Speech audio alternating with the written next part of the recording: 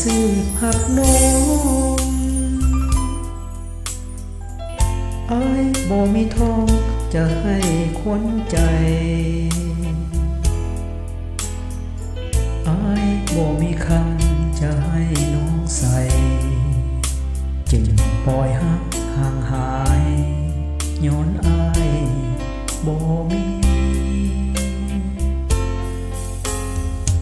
อายบ่มีเงินจะซื้อหักเจ้าพอน้องมัวเมากับความมั่งมีอายบ่มีรถ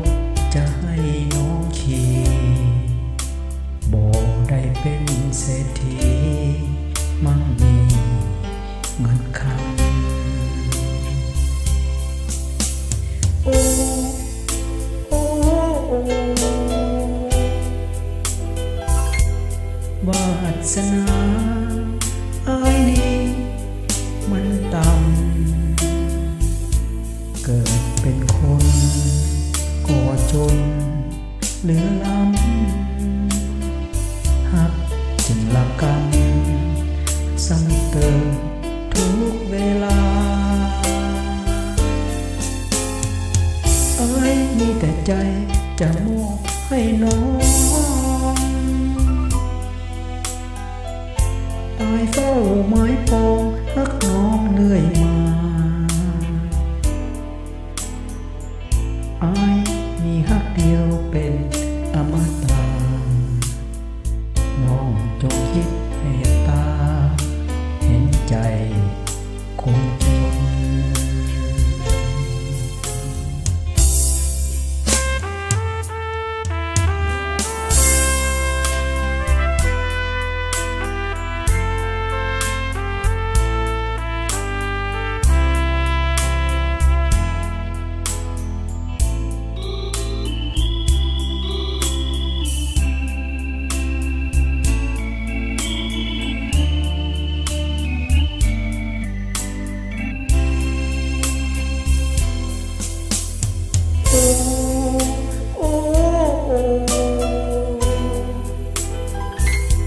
วาสนาอายนี้มันต่ำเกิดเป็นคนก่อจนเหลือ